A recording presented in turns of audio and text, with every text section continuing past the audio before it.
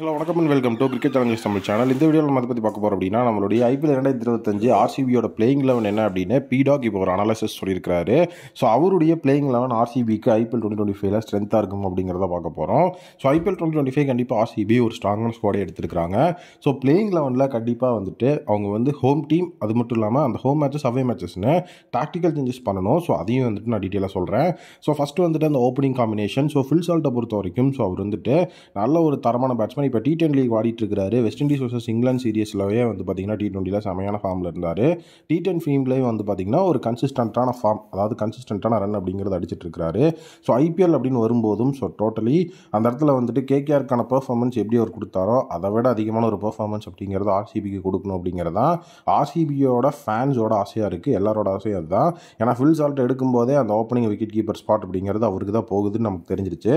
So அதனால் இந்த இடத்துல அவர் தான் wicket keeper come top order batsman. So next அவரோட பேரப் ஆகிறது நம்மளுடைய king Kohli and Phil Salt அப்படிங்கிற ஓப்பனிங் காம்பினேஷன் தான் ஆர்சிபிக்கு இந்த தடவை இருக்க போது. ஃபாஃப் அண்ட் விராட் கோலி அப்படின்னு இருந்த காம்பினேஷன் இப்போ Phil Salt and Virat Kohli அப்படின்னு இருக்குது.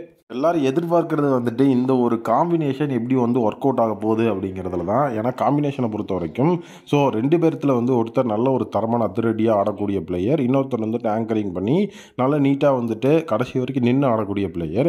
ஸோ இவங்க ரெண்டு பேரும் என்ன மாதிரி பேரப் ஆக போகிறாங்க அப்படிங்கிற ஒரு விஷயம் தான் இருக்குது. ஏன்னா புது காம்பினேஷன் அப்படிங்கிறதுனால டக்குன்னு அந்த காம்பினேஷன் செட் ஆகிடாது, கொஞ்சம் டைம் எடுக்கும். ஸோ அதனால் யார் எந்த லெவலில் பெர்ஃபார்ம் பண்ண போகிறா அப்படிங்கிற ஒரு விஷயம் இருக்குது. ஸோ கண்டிப்பாக டாப் ஆர்டர் நீட்டாக செட் ஆயிடுச்சுன்னா எஸ்பெஷலி நம்மளுடைய ஆர்சிபிக்கு நிறைய இஷ்யூஸ் அப்படிங்கிறது சட்டில் டவுன் ஆயிரும். ஏன்னா விக்கெட் கீப்பிங் ரோலையும் அந்த இடத்துலையும் நம்ம பார்த்துறதுனால லோயர் டவுன் ஆர்டரில் நம்ம ஈஸியாக பார்த்தீங்கன்னா பிளேயர்ஸை ஆல்ரவுண்டர்ஸை ஃபிட் பண்ண முடியும். ஸோ இவங்க நல்லா கன்சிஸ்டண்ட்டாக ரன்னிச்சாங்கன்னா அந்த ஆல்ரவுண்டர்ஸ் அப்படிங்கிறத ஈஸியாக நம்ம அந்த இடத்துல ஸ்லாட் பண்ணிட்டு போயிடலாம். ஸோ டோட்டலி டாப் ஆர்டரில் பேட்டிங் அப்படிங்கிற ஒரு விஷயம் ஸ்ட்ராங்காக இருக்குது அப்படின்னா கீழே லோயர் டவுன் ஆர்டர்லையும் நம்ம நீட்டான ஒரு பெர்ஃபார்மன்ஸை கொடுக்க முடியும் அப்படிங்கிறது தான் பீடாக் ஃபஸ்ட்டு சொன்ன விஷயம். ஸோ ஃபில் சால்ட், அதுக்கப்புறம் விராட் கோலி, இவங்களுக்கு அடுத்தபடியாக மிடில் ஆர்டரில் ரொம்ப சர்ப்ரைஸாக ஒன் டவுன் பேட்டிங் அப்படிங்கிற இடத்துல டேவிட் படிக்கலை ஸ்லாட் பண்ணியிருந்தாங்க. ஸோ டேவிட் படிக்கலை பொறுத்த வரைக்கும் கண்டிப்பாக ஒரு பேக்கப் இல்லைனா இம்பாக்ட் அப்படிங்கிற ரோலில் தான் இருப்பார்னு எதிர்பார்த்தேன். பட் ஆனால் மெயின் பிளேயிங் லெவன்லேயே இந்த இடத்துல டேவிட் படிக்கலை ஸ்லாட் பண்ணி ஷாட் கொடுத்துருந்தாங்க. ஸோ டேவிட் படிக்கல் ஆல்ரெடி ஆர்சிபிக்காக ப்ளே பண்ண பிளேயர் தான். ஸோ அதனால் அந்த ஒரு அட்வான்டேஜுக்காக ஸ்லாட் பண்ணாங்களா அப்படிங்கிறது தெரியல. ஸோ மேலே டாப் ஆஃப் த ஆர்டரில் ஸோ இவங்க ரெண்டு பேர் இருக்கிறதுனால மிடில் ஆர்டரை நம்ம வீக்னஸை விட முடியாது. ஸோ மிடில் ஆர்டர்லையும் நமக்கு நல்ல ஒரு அட்வான்டேஜ் வேணும். ஸோ அதனால் ஃபார்மர் பிளேயர் மிடில் ஆர்டரில் இருக்கும்போது ஸோ இன்னுமே நமக்கு அட்வான்டேஜ் இருக்கும் அப்படின்னு சொல்லப்படுது. ஸோ நெக்ஸ்ட் அந்த ஒரு மிடில் ஆர்டரில் டேவிட் படிக்கலோட சேர்றது ரஜத் படிக்கல். டேவிட் படிக்கல், ரஜத் படிக்கல் ரெண்டு பேருமே பார்த்தீங்கன்னா நல்லா கன்சிஸ்டண்ட்டான பேட்ஸ்மேன்ஸ் தான். ஸோ பட் ஆனால் டேவிட் படிக்கலுக்கு லாஸ்ட் இயர் அந்த அளவுக்கு எஃபிஷியண்ட்டாக முடியல. ஸோ ட்ரேட் அப்படிங்கிற ஒரு விஷயம் நடந்தது. ஸோ அதுக்கப்புறம் அவரோட பெர்ஃபார்மன்ஸ் அப்படியே ட்ராப் ஆயிடுச்சு. பட் ஆனால் கண்டிப்பாக ஆர்சிபின்னு வரும்போது டேவிட் படிக்கலோட பெர்ஃபார்மன்ஸ் பீக்கில் போகிறதுக்கு நிறையவே சான்சஸ் இருக்குது. ஏன்னா மிடில் ஆர்டர் அப்படிங்கிறது கண்டிப்பாக ரஜத் படிக்கலோட கோட்டை. ஏன்னா இப்போ ரீசெண்டாக சாயித் முஸ்டாக் அலி ட்ராஃபிலையும் தலைவன் கன்சிஸ்டண்ட்டாக ரன் அடித்து அவங்க டீமை செமிஃபைனல்ஸ் வரைக்கும் கூட்டு போயிருக்காரு. சாயித் முஸ்டாக் அலி ட்ராஃபியெல்லாம் வின் பண்ணி கொடுத்துட்டாரு அப்படின்னா ஸோ எஸ்பெஷலி பார்த்தீங்கன்னா அந்த இடத்துல ஆர்சிபிஎன்ஸோட 4 டீம் தான் ஸோ உள்ளே இருக்குது. ஜிதேஷ் சர்மா, ரஜத் படிக்கல், குர்னல் பாண்டியா அப்படின்னு சொல்லி.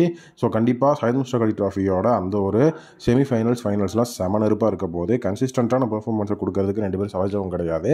ஸோ நெக்ஸ்ட்டு தான் அவங்க லியாம் லிவிங்ஸ்டனை ஸ்லாட் பண்ணியிருக்காங்க. ஏன்னா எல்லாருமே சொன்னது என்னன்னா மேக்ஸ்வெலோட இடத்துல தான் லியாம் லிவிங்ஸ்டன். ஸோ அதனால் நம்பர் 3 நம்பர் 4லேயே லியாம் லிவிங்ஸ்டன் வந்துருவார் அப்படிங்கிற சொல்லியிருந்தாங்க. பட் ஆனால் இந்த இடத்துல நம்பர் 5ல் தான் லியாம் லிவிங்ஸ்டனை ஸ்லாட் பண்ணியிருக்காங்க. ஏன்னா அதுதான் எனக்கும் தெரிஞ்சு எஃபெக்டிவாக இருக்கும். ஏன்னா எல்லா மேட்ச்லேயுமே பார்த்தீங்க அப்படின்னா அந்த ஒன் டவுன் ரோல் அப்படிங்கிறது ஸோ லியாம் லிவிங்ஸ்டனுக்கு செட் ஆகாது. ஸோ நம்பர் 5 அப்படிங்கும்போது ஆல்மோஸ்ட் அது ஒரு ஹிட்டரோட ரோல் மாதிரி தான் நம்பர் 5ல். ஸோ நம்ம இறங்குறோம், ஃபஸ்ட் பால் ஒன்லேருந்து அட்டாக் பண்ணி ஸ்கோரை இன்க்ரீஸ் பண்ணுறோம், வரோம் அப்படிங்கிற மாதிரி தான். ஸோ அந்த ரோல் கண்டிப்பாக நம்மளுடைய லியாம் லிவிங்ஸ்டனுக்கு சூப்பராக செட் ஆகும். ஸோ ரீசெண்டாக அவர் இங்கிலாந்துலேயும் அந்த மாதிரி ஒரு ரோலில் தான் இருக்கிறாரு. ஸோ அது மட்டும் இல்லாமல் இந்த இடத்துல லியாம் லிவிங்ஸ்டன்ட்ட நம்ம 4 ஓவர் வாங்கியே ஆகணும். இதோட ரீசன் என்ன அப்படிங்கிறதையும் நான் பின்னாடி சொல்கிறேன். ஸோ நெக்ஸ்ட் பார்த்தீங்கன்னா ஜிதேஷ் சர்மா அந்த ஃபினிஷிங் அப்படிங்கிறதுல பார்த்தீங்கன்னா எஃபெக்டிவாக இருப்பார். ஸோ கீப்பிங் அப்படிங்கிறதையும் நீங்கள் ஜிதேஷ் சர்மாட்ட கொடுக்கணும் அப்படின்னா கண்டிப்பாக எஃபிஷியண்ட்டாக உங்களுக்கு கீப்பிங்கும் பண்ணி கொடுத்துருவாரு. ஸோ அது பேஸ்ட் ஆன் ஃபில் சால்ட் வச்சு ஜிதேஷ் சர்மா தான். ஓப்பனிங் மட்டும்தான் நீங்கள் பண்ணுறீங்க அப்படிங்கிற மாதிரி ஃபில் சால்ட்டை சொல்லிட்டாங்கன்னா ஸோ அந்த இடத்துல ஃபில் சால்ட் விக்கெட் கீப்பிங் பண்ண தேவையில்லை. இல்லை அப்படிங்கிற பட்சத்தில் அவர் விக்கெட் கீப்பிங் பண்ணிக்கிறார் அப்படின்னா நம்ம ஜிதேஷ் சர்மா ஒரு ஃபினிஷராக மட்டும் யூஸ் பண்ணிக்கலாம். பட் என்னோட ஒப்பீனியனில் ஜிதேஷ் சர்மா விக்கெட் கீப்பிங் பண்ணுறது எஃபிஷியண்ட்டாக இருக்கும். ஸோ நெக்ஸ்ட் பார்த்தீங்கன்னா குர்னல் பாண்டியா. ஸோ குர்னல் பாண்டியாவை பொறுத்த வரைக்கும் அந்த லோயர் டவுன் ஆர்டரில் இன்னுமே பார்த்தீங்கன்னா பேட்டிங்கை ஸ்ட்ராங் பண்ணுறதுக்கு அப்படிங்கிறதுக்கு தான் இங்கே குர்னல் பாண்டியாவிலேருந்தே வந்துட்டு பீடாக் முதல்ல இருந்து சொல்லிட்டு இருந்தார். ஏன்னா குர்னல் பாண்டியா நமக்கு வந்துட்டு ஸ்பின்னில் சப்போர்ட் பண்ணி தருவார் 4 ஓவர். ஸோ அது மட்டும் இல்லாமல் பார்த்தீங்கன்னா கீழே வந்துட்டு பேட்டிங் அப்படிங்கிறதுலையும் வந்து எஃபிஷியண்ட்டாக வந்து நமக்கு ரன் அடிச்சு கொடுப்பாரு. ஸோ அதே நேரம் அந்த நம்பர் 7 அப்படிங்கிறதுல வந்துட்டு குர்னல் பாண்டியா ஒரு எஃபிஷியண்ட்டான பேட்ஸ்மேன். மேலே டாப்பில் வேறு எங்கேயாவது கொண்டு போயிட்டு யூஸ் பண்ணுறதை விட நம்பர் 7லேயே நம்ம ஒரு எஃபிஷியண்ட்டாக வச்சுருந்தோம்னா நமக்கு அந்த லோயர் டவுன் ஆர்டரில் ரன்ஸ் வேணும் அப்படிங்கிற டைமில் கண்டிப்பாக அவர் நமக்கு சப்போர்ட் பண்ணி கொடுத்துருவாரு. அது இன்னொரு விஷயம், நம்பர் 8 வரைக்கும் பார்த்தீங்கன்னா நம்மளுடைய ஆர்சிபிக்கு பேட்டிங் வேணும் அப்படிங்கிறது தான் பீடாகோட ஒரு மிகப்பெரிய அனாலிசிஸ். ஸோ அதனால் நம்பர் 8ல் ரொமாரியோ ஷெஃபர்ட் எடுத்துகிட்டு வந்திருக்கிறாரு. ரெண்டாவது சர்ப்ரைஸ் கால் இதுதான். டேவிட் படிக்கல் இன் மெயின் 11 அப்படிங்கிறது ஃபர்ஸ்ட்னா, ரொமாரியோ ஷெஃபர்ட் இன் மெயின் 11 அப்படிங்கிறது வந்து செகண்டு. ஸோ ஏன்னா எல்லாருமே வந்து ஜேக்கப் பெத்தால் அப்படின்னு சொல்லி அவ்வளோ ஹையாக ரேட் பண்ணியிருந்தாங்க. ஸோ அப்படி இருக்கும்போது ஸோ அந்த இடத்துல வந்து பார்த்தீங்க அப்படின்னா பீடாகோட ஒப்பீனியன் படி ஸோ டோட்டலி வந்து ஆர்சிபிக்கு வந்துட்டு ஸோ சின்னசாமி கிரவுண்ட் ஹோம் கிரவுண்டாக இருக்கிறதுனால அங்கே எவ்வளோ வேணாலும் பேட்டிங் நீங்கள் வச்சாலும் உங்களுக்கு வந்து பத்தாது. அந்த இடத்துல வந்து டார்கெட் அப்படிங்கிறது நம்ம பெருசாக தான் வந்துட்டு கொண்டு வரணும். ஏன்னா ரீசெண்டாக பார்த்தீங்கன்னா 300 அடிக்க ஆரம்பிச்சிட்டாங்க. அதனால தான் ரொமாரியோ ஷெஃபர்ட்னு சொல்லியிருக்கிறாரு.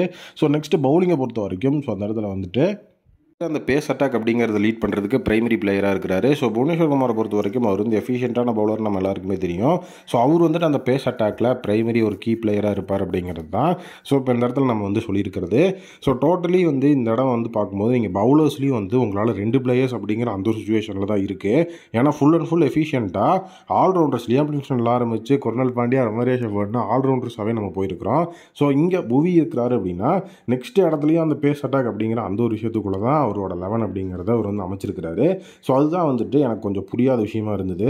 ஸோ அந்த இடத்துல வந்து பார்த்தீங்கன்னா நம்மளுடைய ராஷிக் சலாம்தார் அப்படின்னு சொல்லிட்டு இந்தியன் பிளேயர் அவரை மெயின் பிளேயிங் 11ல் வச்சிருக்கிறாரு. இது ஒரு விஷயம். நெக்ஸ்ட்டு வந்து ஜாஸ் ஹேசல்வுட், ஸோ அவரை வச்சிருக்கிறாங்க. ஸோ அதோட நம்மளுடைய பிளேயிங் 11 அப்படிங்கிறது முடிஞ்சிருது. ஸோ இதில் வந்து பார்த்தீங்கன்னா ஸ்பின்னர்ஸ் அப்படின்னு சொல்லி எந்த ஒரு இடத்துலையும் எஃபிஷியண்ட்டாக இல்லை. குர்னல் பாண்டியா, லியாம் லிவிங்ஸ்டன் இவங்க 2 பேர் தான் ஸ்பின்னர்ஸு. இவங்க 2 பேருமே 4 ஓவர் கண்டிப்பாக போட்டாகணும் அப்படிங்கிற விஷயம் இருக்குது. ஏன்னா பேஸ் அட்டாக் அப்படிங்கிறதுல வந்து பார்த்தீங்கன்னா ஸோ ஜாஸ் ஹேசல்வுட், ராஷிக் சலாம்தார், அதுக்கப்புறம் புவி, இவங்க 3 பேர் இருக்காங்க. 3 பேருமே ஆளுக்கு 4 ஓவர் போடுவாங்க. 12 ஓவர் ஆச்சு. ஸ்பின்னில் வந்து பார்த்தீங்கன்னா பிரைமரியாக வந்துட்டு லியாம் லிவிங்ஸ்டன், குர்னல் பாண்டியாவை மட்டுமே நம்பி நம்ம போகலாமா அப்படிங்கிறது எனக்கு கொஞ்சம் வந்துட்டு ஒரு விஷயமா இருக்குது. ஸோ அது மட்டும் இல்லாமல் இதில் இன்னொரு ஷாக் என்னென்னா அவர் வந்து இம்பாக்ட் பிளேயர் அப்படிங்கிற ரோல் சொல்லியிருந்தார். ஸோ அந்த இம்பாக்ட் பிளேயர் ரோல் அப்படிங்கிறதுலையும் வந்து பார்த்தீங்கன்னா பேசுகிறதா சொல்லியிருந்தார். யாஸ் தயால் ரீட்டைன் பண்ணியிருக்கிறதுனால ஸோ இம்பாக்ட் பிளேயரில் யாஸ் தயால் அப்படிங்கிற விஷயம் சொல்லியிருந்தார். நான் இந்த இடத்துல ஒரு சின்ன கரெக்ஷன் பண்ணலான்னு விரும்புகிறேன். ஸோ மெயின் பிளேயிங்லாம் நான் கையை வைக்கல. ஸோ இம்பாக்ட் பிளேயரில் நான் சுயாஷ் சர்மாவை சொல்கிறேன். ஏன்னா வந்துட்டு ஸ்பின்னர் அப்படிங்கிற அந்த ஒரு இடத்துல வந்து பார்த்தீங்கன்னா அட்வான்டேஜ் அப்படிங்கிறது இல்லாத மாதிரி இருக்குது. யாஸ் தயால் வைக்கும்போது சுயாஷ் சர்மா இம்பாக்ட் பிளேயராக உள்ளே வந்தார் அப்படின்னா கண்டிப்பாக வந்துட்டு ஸ்பின் அட்டாக்கும் டீசெண்டாக இருக்கும். ஸோ அதே நேரம் வந்து பேஸ் அட்டாக் அப்படிங்கிறதும் லீத்தலாக இருக்கும். பேஸ்ட் ஆன் சுச்சுவேஷன்ஸ் எந்த இடத்துல யார் வேணும் அப்படிங்கிறத வச்சு நம்ம யாஸ் தயால், சுயாஷ் சர்மா அப்படிங்கிறவங்கள ரொட்டேட் பண்ணிக்கலாங்கிறது என்னுடைய ஒப்பீனியன். ஸோ நீங்கள் என்ன நினைக்கிறீங்கன்னு சொல்லுங்கள். நம்மளுடைய பீடாகோட இந்த ஒரு பிளேயிங் 11 அனாலிசிஸில் நீங்கள் ஏதாவது சேஞ்ச் பண்ணணும்னு நினைக்கிறீங்கன்னா என்ன சேஞ்ச் பண்ணுவீங்க? நம்மளுடைய பீடாகோட பிளேயிங் 11 அனாலிசிஸ்க்கு 10 கிரியேட் பண்ணணும்னா எவ்வளோ கொடுப்பீங்க அப்படிங்கிறத மறக்காமல் சொல்லிட்டு போங்க.